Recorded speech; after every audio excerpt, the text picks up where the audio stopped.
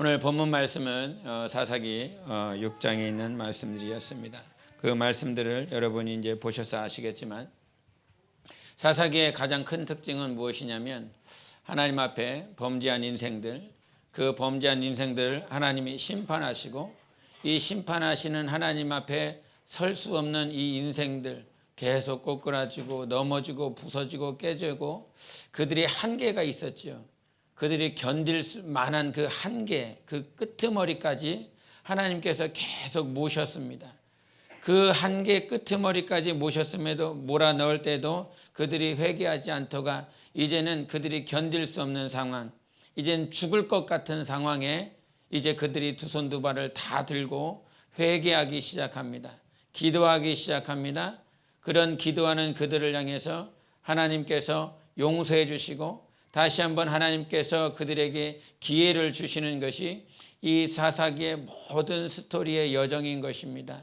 왕이 없었을 때에, 다스리는 자가 없었을 때에도 하나님께서는 그들을 다스리시고 통치하시면서 계속 그들에게 기회를 주시고 은혜를 베풀어 주시고 용서하시는 것이 이 사사기의 전 내용입니다. 그래서 여러분이 본문에도 본문 전에 있는 말씀들을 함께 찾아보기를 원하는데요. 사사기 6장 6절과 7절을 한번 읽겠습니다. 사사기 6장 6절과 7절을 같이 읽도록 하겠습니다. 같이 읽습니다. 시작. 이스라엘이 미디안으로 말미암아 궁핍함이 심한지라 이에 이스라엘 자손이 여호와께 부르짖었더라. 이스라엘 자손이 미디안으로 말미암아 여호와께 부르짖었으므로, 이런 말씀을 했습니다. 우리 6절의 마지막 끄트머리에 무슨 말씀을 하고 계십니까? 여호와께 부르짖었더라. 또 7절에 한번, 7절의 말미에는 뭐라고 말씀하십니까? 여호와께 부르짖었으므로, 짖었으므로라고 이렇게 결론을 말을 하고 있습니다. 우리가 세상에는 인과관계가 있습니다. 원인과 결과에 대한 것들이 있습니다. 그래서 이런 이유 때문에, 이런 원인 때문에 이런 결과가 있었다라고 하는 나름대로 그런 판단과 결론을 여러분이 삶 가운데 내립니다. 그런데 사사기 요 본문 말씀을 잘 살펴보면 하나님께서 언제 일하시는가, 하나님께서 언제 움직이시는가라고 하는 원인을 우리에게, 인과라고 말을 할 때 인자, 원인을 우리에게 가르쳐 주십니다. 과연 이 세상은 어떻게 움직이는가? 공부 잘하는 사람들 때문에, 재력을 가지고 있는 사람들 때문에, 권력을 가지고 있는 사람들 때문에 이 지배구조가 바뀌고, 아니면 피지배층이 지배층으로 바뀌고 지배층이 피지배층으로 바뀌고, 오늘 본문에는 두 개의 나라가 나옵니다. 하나는 이스라엘, 또 다른 나라는 미디안입니다. 그 당시에 하나님 앞에 온전히 살아가지고 못하고 있었을 때 이스라엘을 다스리는, 즉 지배 국가는 미디안이었고, 그렇게 피지배 국가로서 살아가고 있었던 국가는 이스라엘이었습니다. 그런데 그 피지배 국가로서 살아가고 있었던 이스라엘이 많은 심한 고통과 아픔을 겪으면서 하나님 앞에 부르짖기 시작합니다. 여호와께 부르짖었더라. 여호와께 부르짖었으므로, 그래서 결과가 나오는 것입니다. 이렇게 했기 때문에, 이러한 원인 때문에 하나님께서 움직이시는 모습들이 나오기 시작합니다. 여러분, 돈이 없다고 걱정하지 마십시오. 여러분, 내가 권력이 없다라고 가지고 있는 것이, 아니면 배운 것이 없다라고 염려하지 마십시오. 하나님께서 언제 일을 하시느냐? 돈이 있는 자를 통해서 일하시는 것 아니었습니다. 배운 자들을 통해서 일하신 것 아니었고요, 정치 권력을 가지고 있는 자들을 통해서 하나님이 일하시지 아니하셨습니다. 오늘 본문 말씀에는 정확하게 가르쳐 주십니다. 저희들이 하나님께 부르짖었더라. 하나님께 부르짖었으므로 하나님께서 일하십니다. 돈이 있는 자들 때문에 피지배 계층으로 살아가고 있었던 이스라엘이 다시 그 피지배 속국에서 그들이 해방받는 것이 아니었습니다. 하나님께서 모든 삶과 모든 정치와 모든 세상의 모든 것들을 변화시키시고 일하시게 하는 유일한 원동력은 하나님께 부르짖는 자들 때문에 바뀌는 것입니다. 부르짖는 그 자들이 있었기 때문에 하나님께서 일을 하고 계시는 것입니다. 그래서 우리 삶에 과연 무엇 때문에 부르짖고 있는가? 무엇 때문에 기도하는가? 기도해야 된다라고 하는 사실을 망각하고 있다면 여러분 다시 한번 마음과 생각을 고쳐 먹어야 됩니다. 하나님께서 인도하시고 하나님께서 함께 하시는 자는 여전히 기도하는 자들과 함께하고 계십니다. 그런데 우리 삶 가운데 과연 무엇 때문에 부르짖고 있는가? 아브라함이요, 모든 물질을 가지고 있습니다. 염소를 가지고 있고 양을 가지고 있고 낙타를 가지고 있고 그가 못 먹고 못 마시는 그런 환경이 아니었습니다. 그런데 하나님께서 여호와와 여호와의 사자들을 3명의 그 여호와와 여호와의 사자들이 아브라함에게 다가왔습니다. 그때 아브라함에게 하는 말이 내가 소돔과 고모라를 다 멸절할 것이다. 소돔과 고모라에 누가 있습니까? 롯이 있었습니다. 자기의 사랑하는 조카가 있었습니다. 그들의 가족이 있었습니다. 그러므로 하나님께서 그와 같이 멸절하라는 소식을 듣고 아브라함이 여호와께 묻습니다. 만약에 소돔과 고모라에 의인 50명이 있다면 어떻게 하시겠습니까? 45명이 있으면 어떻게 하시겠습니까? 40명이 있겠으면 10명이 있으면 어떻게 하겠습니까? 10명이 있다라고 그런다면 내가 소돔과 고모라를 멸망시키지 않겠다. 그러나 소돔과 고모라는 10명이 있지 아니하였습니다. 완전한 숫자가 있지 아니하였습니다. 그래서 결국은 하나님께서 소돔과 고모라를 멸망시키십니다. 그래서 그와 같이 갈 때에 아브라함은 그 소식을 듣고 하나님 앞에 기도하기 시작합니다. 그래서 선지자로서 중보 기도를 합니다. 누구를 위하여? 당신의 사랑하는 조카 롯을 위하여, 가족들을 위하여 그가 전심으로 기도합니다. 결국은 하나님께서 멸망시키려고 했었던 소돔과 고모라 땅에서 하나님은 롯과 그의 가족들을 소할 땅으로 인도하여서 그들을 살려내십니다.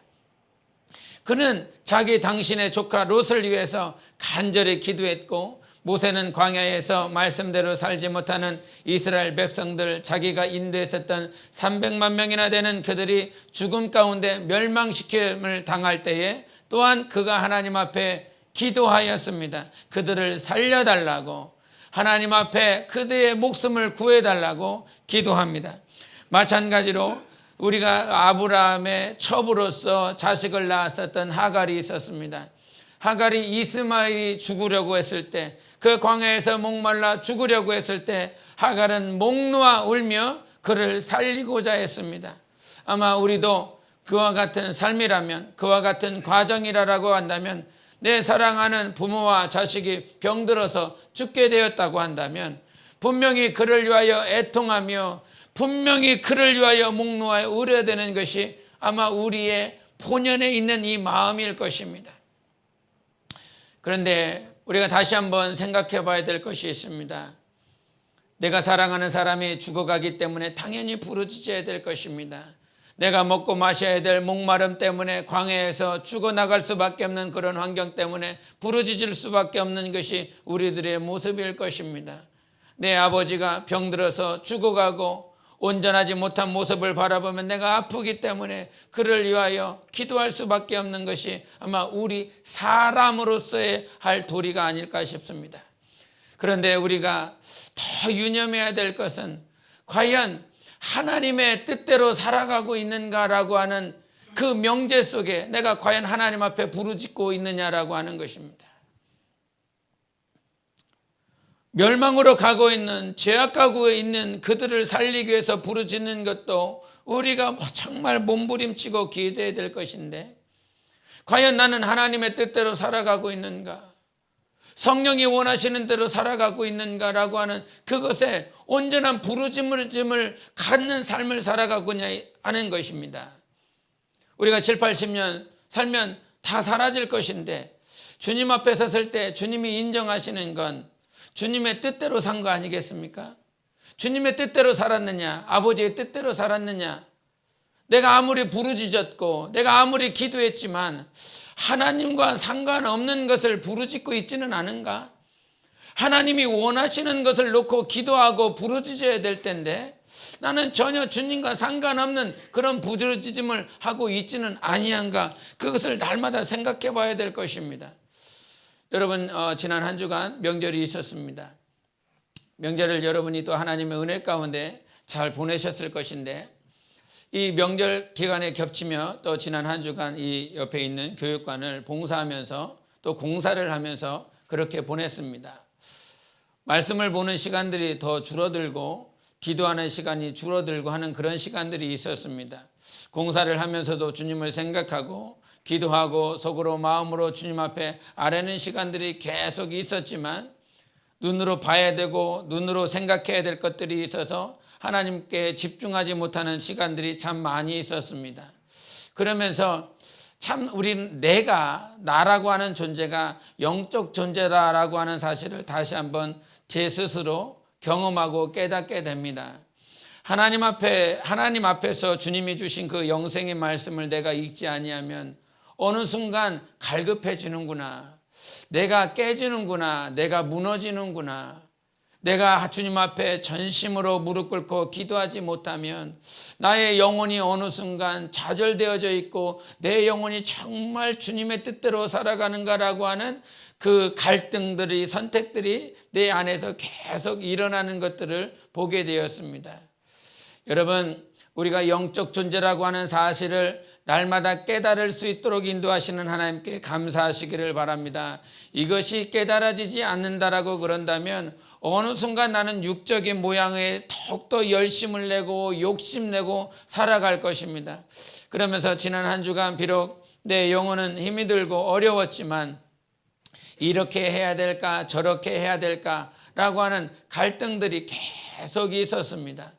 그러면서 그런 나는 하나님이 없이는 주님의 말씀이 없이는 기도가 없이는 주님께 온전히 나아갈 수 없는 존재구나라고 하는 말씀과 기도가 없이는 우리가 거룩하여질 수 없음을 다시 한번 깨닫게 되었습니다. 과연 우리 삶에 인도하시는 하나님을 얼마만큼 보이는가? 여러분, 우리는 하나님 없이는 살 수 없는 존재들입니다. 하나님의 말씀 없이는 일어설 수가 없습니다. 기도하지 않고서는 영적인 호흡이 없이는 절대로 주님의 뜻대로 살아갈 수 없는 존재인 것입니다. 우리는 항상 연약해요. 그래서 항상 부족합니다. 그런 부족함과 항상 연약함 가운데 있는 우리들의 모습이지만 그런 모습들 가운데서 하나님께서 인도하시고 하나님께서 붙잡아 주시는 삶이기 때문에 우리 삶의 지금의 이 순간이 있기까지 하나님께서 과거를 얼마만큼 우리를 선한 길로 인도하셨는지를 날마다 잊지 말아셔야 됩니다. 역사를 잃어버린 자는 다 잃어버렸다라고 세상 역사가들이 말을 합니다. 역사를 보지 못하고 역사에 대해서 다시 한번 귀 기울이지 못하면 현재와 미래에 대해서 망각하고 패망으로 나간다라고 말을 합니다. 오늘 본문에 있는 말씀을 한번 보시면 이런 기드온이 고백을 합니다. 6장 13절을 한번 보시겠습니다. 6장 13절입니다. 같이 읽겠습니다. 시작. 기드온이 그에게 대답하되 오 나의 주여 여호와께서 우리와 함께 계시면 어찌하여 이 모든 일이 우리에게 일어났나이까? 또 우리 조상들이 일찍이 우리에게 이르기를 여호와께서 우리를 애굽에서 올라오게 하신 것이 아니냐 한 그 모든 이적이 어디 있나이까? 이제 여호와께서 우리를 버리사 미디안의 손에 우리를 넘겨주셨나이다 하니. 아멘. 지금 기드온은 하나님께서 이런 이적들, 이런 표적들 하나님께서 우리에게 이와 같이 인도하셨음에 대해서 강력하게 그 하나님께 고백하고 있습니다. 하나님 이렇게 이적을 베푸셨지 않습니까? 애굽에서 인도해 놓으셨지 않습니까? 오늘도 우리를 이기게 하셨지 않습니까? 과거에 그와 같은 많은 역사들을 거론하며 하나님께서 인도하신 부분들을 계속 과거의 역사를 거론하고 있습니다. 그런 거론하는 과정들 가운데서 하나님은 이렇게 인도하시고 역사하시고 이기게 하신 하나님이신데 어떻게 우리가 미디안 족속에게 피지배 계층으로 피지배 국가로서 이렇게 속국으로 살아가야 됩니까? 하나님은 이러하신 분이신데. 그런데 하나님께서 더 놀라운 말씀을 하십니다. 14절을 보겠습니다. 14절 6장 14절 시작. 여호와께서 그를 향하여 이르시되 너는 가서 이 너의 힘으로 이스라엘 미디안의 손에서 구원하라. 내가 너를 보낸 것이 아니냐 하시니라. 아멘. 이 말씀을 잘 보시면 하나님은 이러하신 분이셨고 이기게 하셨고 모든 이적을 베푸신 하나님이십니다. 그러면서 기도는 하나님 앞에 불평을 하고 있는 거예요. 이런 하나님이셨고 이런 하나님이신데 왜 우리는 이와 같은 삶을 살아가고 있습니까? 하나님을 향하여 불평하고 있는데 하나님께서 그에게 하시는 말씀은 다시 한번 읽겠습니다. 여러분 시작. 여호와께서 그를 향하여 이르시되 너는 가서 이 너의 힘으로 이스라엘을 미디안의 손에서 구원하라. 내가 너를 보낸 것이 아니냐 하시니라. 아멘.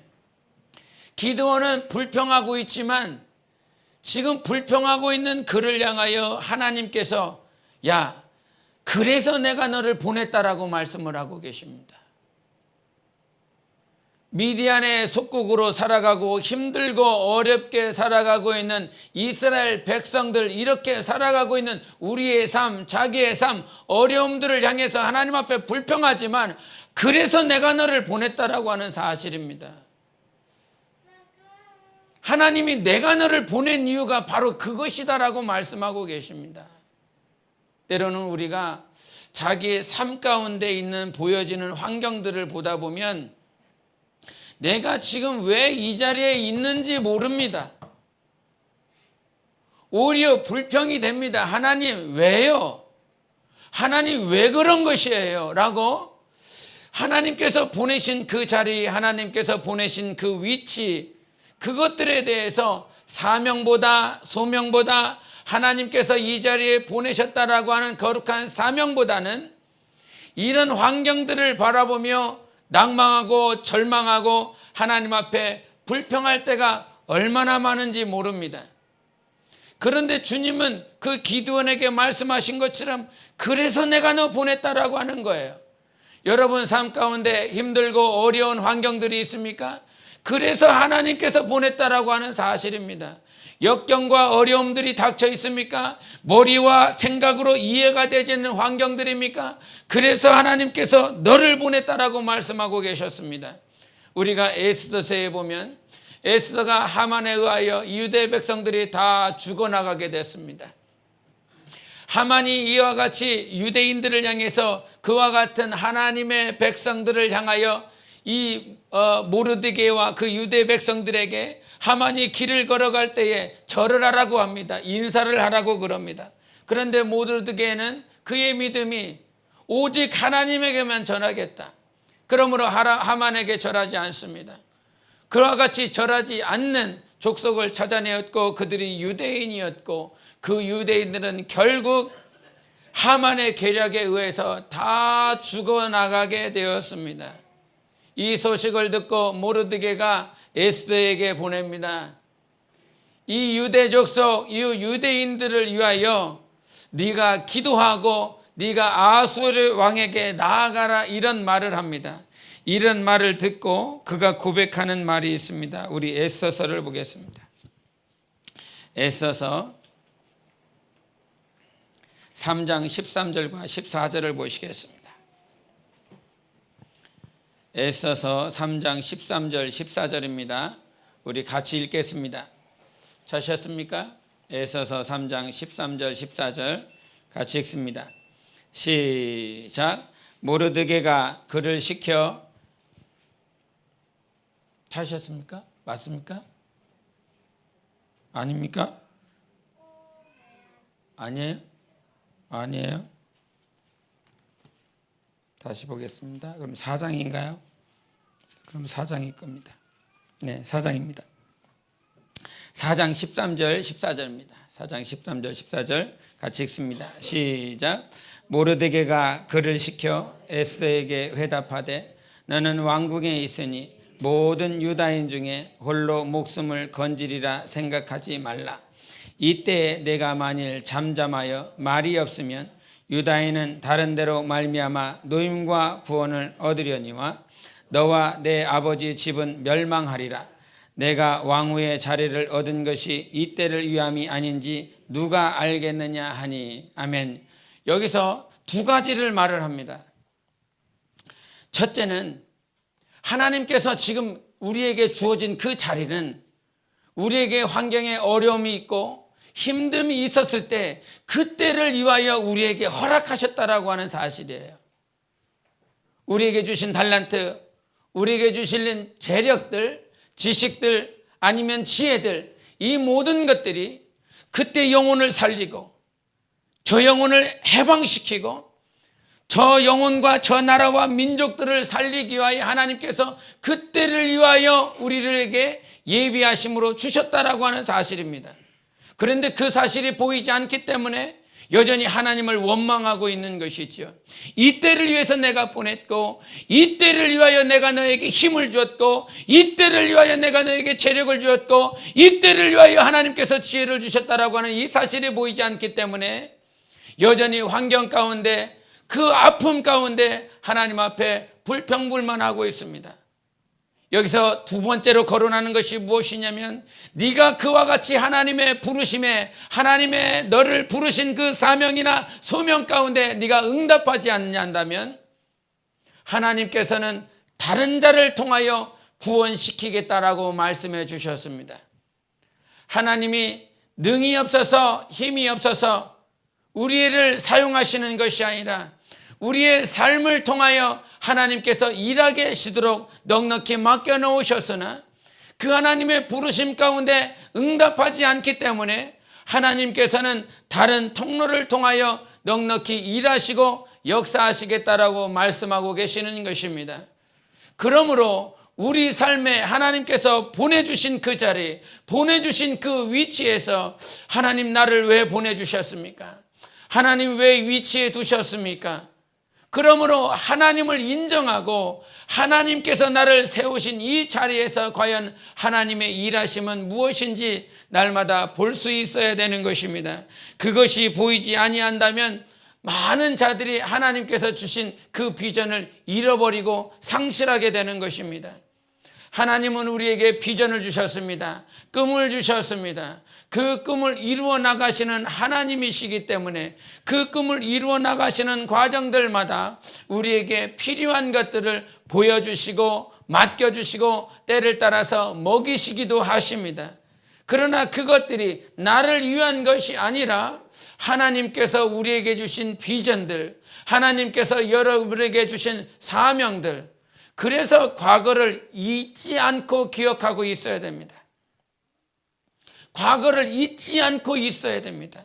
이 과거는 내가 어떤 거 했어, 어떤 것을 기록해서 그것이 아니라 내가 하나님 앞에 어떤 기도를 했었지, 내가 하나님 앞에 어떤 말씀을 받았었지, 내가 하나님 앞에 어떤 감동을 받았었지 라고 하는 그 과거를 잊지 말아야 되는 것입니다.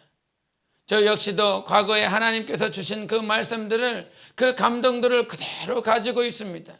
왜냐? 하나님께서 주신 그 감동과 말씀들은 하나님께서 나의 삶을 통하여 이루시기 위한 것이지 그저 좋은 말이고 좋은 교훈이기 때문에 준 것이 아닙니다. 여러분, 과거를 잊지 마세요. 과거에 하나님께서 여러분에게 주신 말씀들과 감동들을 그대로 기억하고 그것을 하나님 앞에 부르짖는 삶을 살아가야 되는 것입니다. 그 부르짖는 삶을 살아갈 때 어느 순간 그것들이 내 앞에 다가와서 하나님께서 일하셨구나, 하나님께서 그때의 그 감동과 그 말씀들, 내가 하나님 앞에 부르짖었던 모든 것들을 잊지 않고 계셨구나. 그래서 우리 삶은요, 여전히 이 순간 과거를 잊지 않고 하나님을 찾아야 되는 것입니다. 지금 이 순간 하나님을 찾아야 되는 것입니다. 우리 호세아서에 많은 말씀들이 있었지만 호세아서 10장 12절에 이런 말씀을 하고 계십니다. 제가 읽겠습니다. 너희가 자기를 위하여 공의를 심고 인애를 거두라. 너희 묵은 땅을 기경하라. 그 다음 말씀입니다. 지금이 곧 여호와를 찾을 때니 마침내 여호와께서 오사 공의를 비처럼 너희에게 내리시리라. 아멘. 너희 묵은 땅을 기경하라. 그런데 그 기경할 수 있는 유일한 방법은 지금 하나님을 찾을 때라는 것입니다. 나중에 찾는 것이 아니라 오늘 지금 하나님을 찾아야 되는 것입니다. 내 삶에 하나님, 오늘 내 삶 가운데 하나님의 거룩한 나라와 의와 내 영혼을 위하여 지금 부르짖고 지금 찾아야 될 것을 말씀하고 계십니다. 이사야 선지자는 우시아와 요담과 아하스와 히스기야 이 네 대의 왕과 함께 사역하였었던 선지자였습니다.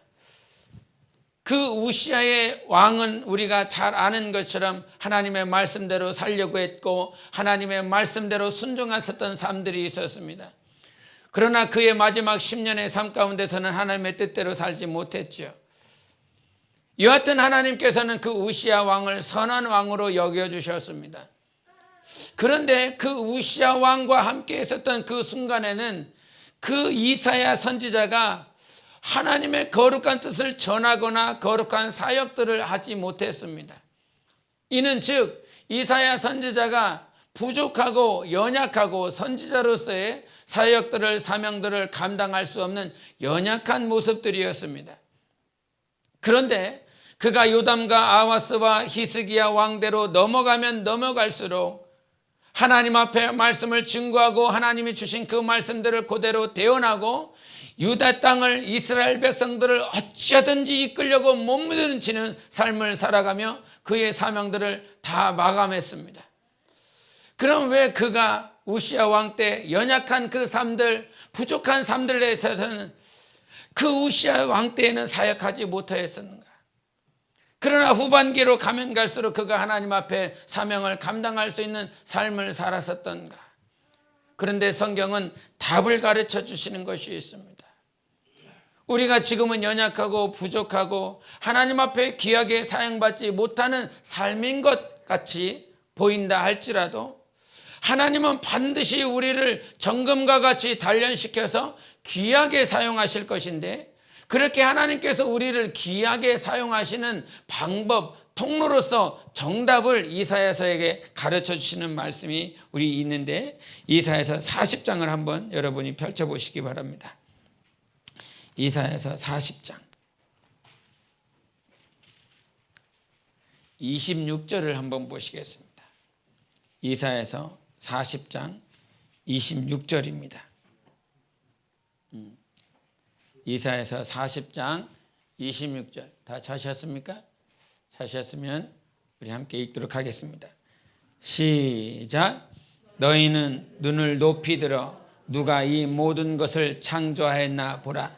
주께서는 수요대로 만상을 이끌어내시고 그들의 모든 이름을 부르시나니 그의 권세가 크고 그의 능력이 강함으로 하나도 빠짐이 없느니라. 아멘. 그의 삶이 그랬다는 것입니다. 사역을 감당할 수 없을 만큼 미약하고 부족하여 우시아 왕 때에는 아무런 사역을 감당할 수 없는 미약한 선지자였지나 가면 갈수록 시간이 지나면 지날수록 하나님께서 그를 붙들으시고 하나님께서 예언하신 그 예언의 말씀을 왕에게 직구하고 이스라엘 백성들에게 나타내며 자기의 사명을 감당할 수 있었던 것은 너희는 눈을 들어 높이 들어 누가 이 모든 것을 창조했는가 보라, 이런 말씀이었습니다. 너희는 지금 눈을 높이 들어 우리를 창조하신 하나님을 보라는 것입니다. 우리 삶의 환경들, 모든 문제들이 아니라 미약하고 연약한 자기 자신이 아니라 나를 지으신 분이 누구신지 보라는 것입니다. 눈을 높이 들어 하나님을 보라는 것입니다. 하나님을 높이 바라볼 때에 자기의 연약함, 자기의 부족함이 아니라 하나님을 보게 되므로 시간이 가면 갈수록 자기의 부족함과 연약함은 하나님께 맡겨드리고 오직 하나님이 다스리고 통치하시는 그 삶 가운데 자기 영혼이 귀하게 사용받을 수 있었다라고 하는 것입니다. 돈이 없어서 여러분이 하나님께 사용받지 못하는 것이 아니라, 지식이 없어서 그런 것이 아니라 오늘 자기 자신을 바라보고 있기 때문인 것입니다. 하나님을 바라보십시오. 나를 창조하신 분이 하나님이십니다. 강한 능과 강한 힘으로 우리를 이끌어 주시는 분이 유일하신 하나님이십니다. 여러분은 이 기드온 사사를 보면 얼마나 능력이 있습니까? 얼마나 정말 범접할 수 없는 신앙생활을 했습니까? 그런데 저는 이 사사기서를 보면서 여러분 한번 기드온을 돌아가 보면, 야, 기드온이 이처럼 연약하였구나라고 하는 사실이 두 가지가 나옵니다. 우리 한번 찾아보시겠습니다. 사사기 6장입니다. 사사기 6장 11절을 보시겠습니다. 사사기 6장 11절. 6장 11절 우리 같이 읽겠습니다. 시작. 여호와의 사자가 아비에셀 사람 요아스에게 속한 오브라에 이르러 상수리 나무 아래에 앉으니라. 마침 요아스의 아들 기드온이 미디안 사람에게 알리지 아니하려 하여 밀을 포도주 틀에서 타작하더니, 한 절도 보십니다. 27절입니다. 27절 시작. 이에 기드온이 종 10사람을 데리고 여호와께서 그에게 말씀하신 대로 행하되 그의 아버지의 가문과 그 성읍 사람들을 두려워하므로 이 일을 감히 낮에 행하지 못하고 밤에 행하니라. 이런 말씀 여러분이 두 구절을 보았는데, 이 두 절 속에서 무엇이 보이냐면, 이미 미디안은 이스라엘을 속국으로 만들었기 때문에 모든 세금들을 그들이 다 뺏어갑니다. 돈을 뺏어갈 수도 있는 것이고, 금은부화를 뺏어갈 수도 있는 것이고, 곡물을 뺏어갈 수도 있는 것입니다. 그 당시에는 농경국가였기 때문에 곡물을 다 뺏어갔습니다. 근데 이 기드온이 한 행위는 무엇이냐면, 먹고 살아갈 것도 없는데 하나님께서 지금 이와 같이 기근의 때에 심한 어려움을 허락해 주셨는데, 그들에게 빼앗기지 않기 위해서 하나님께서 이미 찾아와 주셨습니다. 하나님이 그를 만나주고 계시는 광경입니다. 그럼에도 불구하고 밀을 어디에서 타작합니까? 여러분, 밀은 어디에서 타작해야 됩니까? 당연히 그 농경지에 있는 넓은 들판에서 타작해야 되는 것이 맞지요.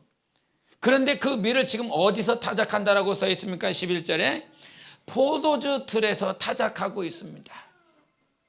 미디안에게 빼앗기지 않기 위해서 밀을 포도주 틀에서 보이지 않고 숨어서 타작하고 있는 것입니다.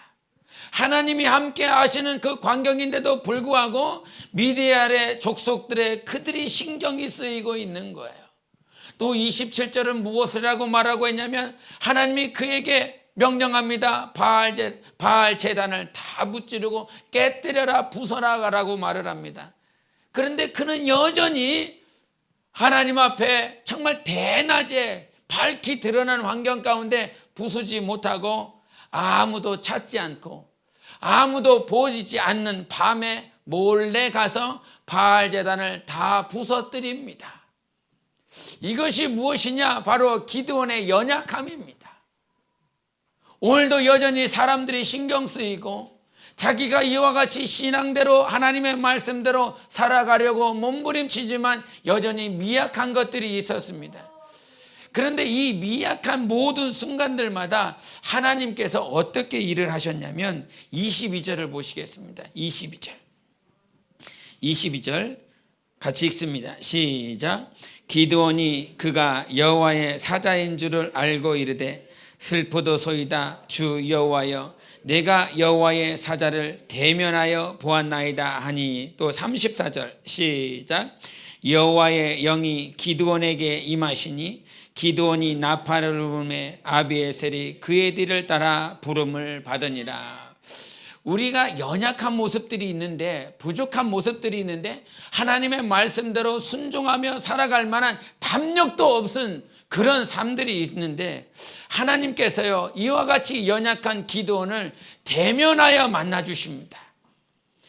1대1로 만나서 그를 대면하여 주고 그에게 믿음을 주시고 그에게 담대함을 허락하십니다. 또한 34절에 여호와의 영이 그에게 임하여 하나님의 뜻대로 살아갈 수 있는 힘을 허락해 주십니다. 결국은 우리의 연약한 신앙들, 연약한 믿음들이 있는데, 우리의 신앙과 우리의 연약한 믿음들은 사람의 가르침으로 변화되는 것이 아니라 하나님을 만날 때 변화되는 것입니다. 여호와의 영이 임하여, 성령이 임하여 그를 인도하시고 가르치시고 깨닫게 하실 때 그들의 영혼이 자라나게 되어 있는 것입니다. 그렇기 때문에 지금 이 순간 우리의 신앙이 연약한 것 같고 부족한 것 같다라고 하여 낙심하거나 절망하지 마십시오. 인도하시는 분이 하나님이십니다. 대면하여 만나주시고 살아계신 하나님을 우리에게 보여주시는 분이 하나님이십니다. 그 보좌 우편에 계신 예수 그리스도가 우리는 지금 대면하여 볼 수 없으나 하나님께서 성령을 우리에게 보내주심으로 하나님의 영이 인도하여 주시고 깨닫게 해주심으로 우리의 신앙은 자라나게 되어 있는 것입니다. 결국 그렇게 대면하여 만나고 여호와의 영으로 인도받아서 하나님과 대면하며 대화하고 교제하는 삶을 살아갑니다. 아브라함에게 하나님께서 말씀하시더니라, 모세에게 하나님께서 이르시니라. 많은 선지자들, 왕들, 그들이 이르신다, 말씀하신다, 이런 말씀을 우리는 너무나 자주 보고 있습니다. 그런데 여러분, 그 아브라함에게 이르신 하나님께서 오늘 우리에게 이르시니라 말씀하십니다. 모세에게만 하시는 말씀이 아니라 오늘 조신양에게 하나님이 이르시니, 여러분 각자 이름을 부르면서 하나님께서 너희에게 이르시니, 이런 말씀을 지금도 하고 있는 거 아닙니까? 2000년 전, 3000년 전, 4000년 전에 그 역사, 여호와께서 누구에게 이르시니, 그 누구가 오늘 나의 이름이 되었습니다. 우리 영혼의 이름이 되었습니다. 조신양에게 하나님께서 이르시니, 오늘 그 말씀이, 여호와의 영이, 하나님의 영이 여러분에게 오늘 지금 말씀하고 계시는 거 아닙니까? 그 말씀을 일은 내가 들었다 이 말이지요. 오늘도 교제했다 이 말이죠. 하나님께서 기도원을 통해서 3만 명을 부르게 하시고 결국은 300명 남겨놓게 하시고 일하시는 역사를 여러분이 너무나 잘 아실 것입니다. 그런데 그 하나님께서 일하시는 모든 과정들 가운데서 이기게 하시고 300명으로도 충분했습니다. 사람의 숫자에 많고 적음이 아니라 300명 순종하고 하나님의 뜻대로 살기로 원하는 자들, 그 300명 숫자로도 충분했습니다. 블레셋이 쳐들어왔을 때 사울왕과 이스라엘 군대가 블레셋과 싸우기 위해서 적진에 그들과 대면하고 있었을 때에 요나단과 그 수종든 그 창병든 자 두 사람만으로도 블레셋을 다 무찔러 수 있었습니다.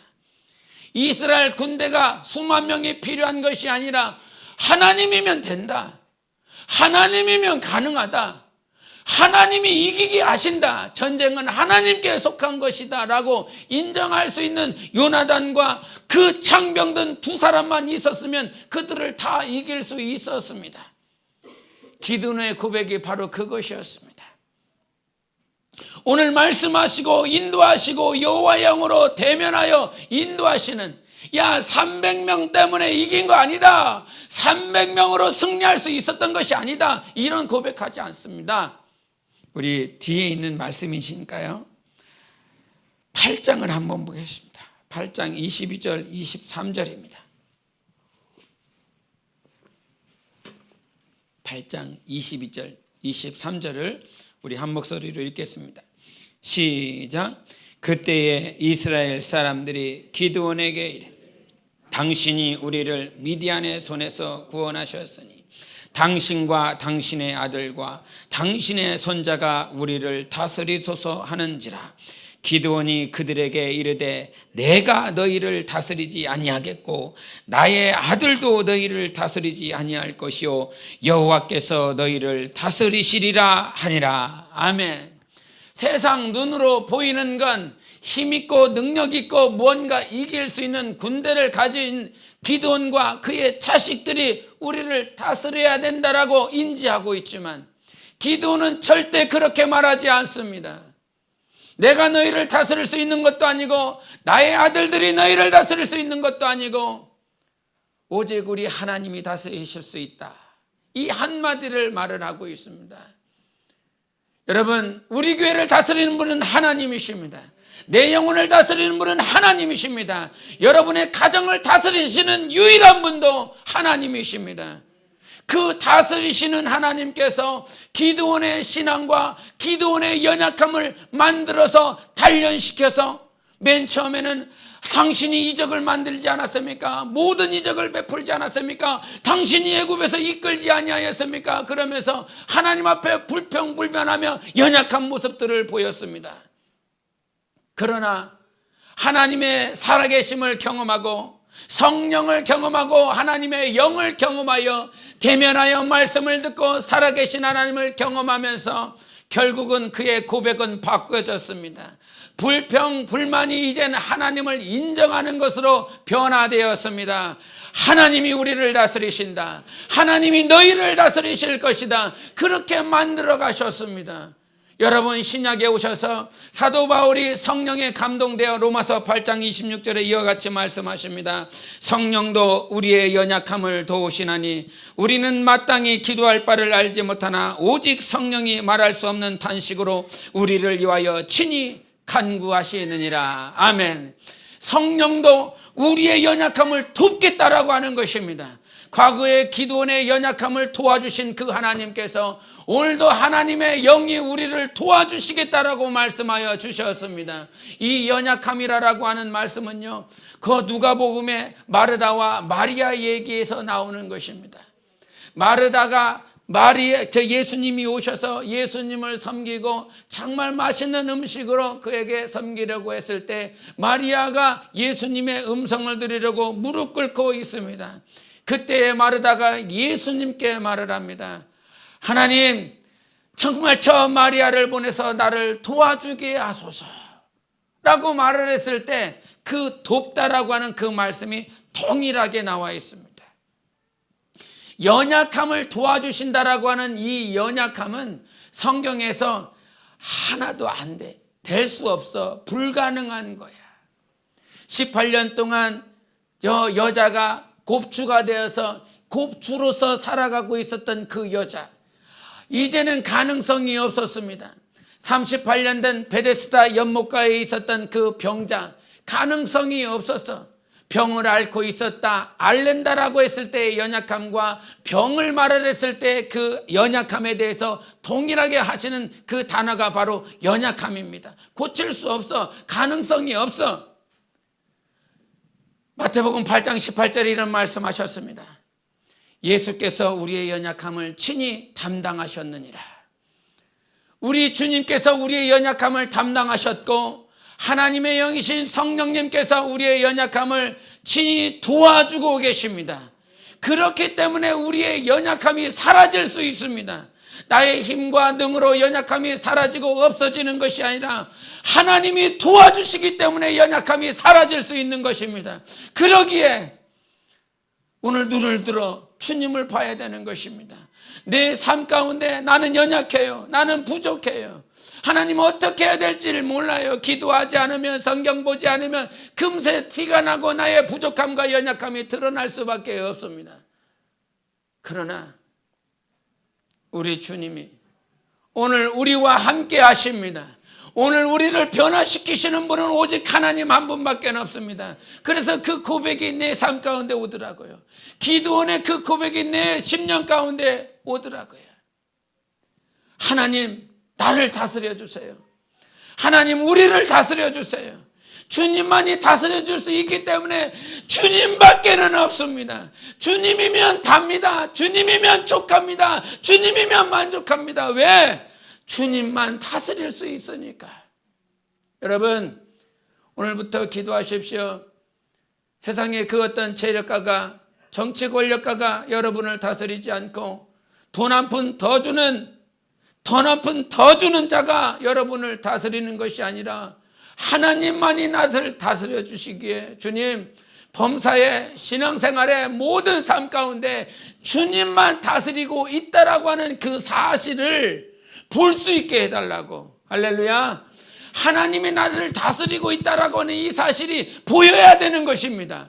내 가정을 다스리고 있는 그 하나님이 보여야 되는 것입니다. 이것이 보이지 않으면 목사에게 와서, 목사님, 저를 지도해 주세요. 위축분자 아니면 세상 많은 어떤 자들에게 그렇게 다스려 달라고, 나를 지도해 달라고 그럴 것입니다. 여러분, 우리가 하나 되어야 될 것이 있습니다. 반드시 하나 되어야 될 것이 있습니다. 여러분이 목사를 위해서 기도해야 되는 것은 단 한 가지입니다. 목사가 주님을 보게 해달라고. 제가 여러분을 위해서 기도해야 될 것은 단 한 가지입니다. 모든 성도들이 세상에 있는 재력가를 보는 것이 아니라 주님을 보게 해달라고. 그럴 때 우리는 하나 될 수 있습니다. 그럴 때 우리는 성령으로 하나 될 수 있습니다. 어디 있다라고 할지라도 우리는 깨어지고 부서지는 교회가 아니라 성령으로 하나 되는 교회가 될 수 있고 우주적 교회로서 하나가 될 수 있는 것입니다. 미국에 있는 교회만 교회가 아니요, 한국에 있는 교회만 교회가 아니요, 오직 성령으로 주님을 바라보는 유일한 교회가 하나님이 원하시고 기뻐하시는 교회인 것입니다. 주님께 다스림을 받고 있다는 이 사실이 영안이 열려서 보이시기를 바랍니다. 부디 말씀이 보여져서 열리시기를 예수 이름으로 축원합니다. 이 시간 함께 기도하기 원합니다. 하나님, 나를 다스려 주소서. 하나님, 지난 한 주간 세상의 것들이 나를 얼마나 자주 다스리려 했습니까? 그러므로 갈등하고, 그러므로 힘들고, 그러므로 공허했었던 순간들이 있습니다. 유일하신 하나님께서 나를 다스려 주고 계십니다. 천지를 창조하신 하나님께서 나를 다스려 주고 있습니다. 유일하신 하나님께서 여러분을 지금 다스려 주고 계십니다. 주님의 다스림이 보이게 하소서. 주님의 통치하심이 보이게 하소서. 주님, 나를 다스려 주시옵소서. 우리 함께 예수여 외치고 기도하시겠습니다. 예수여.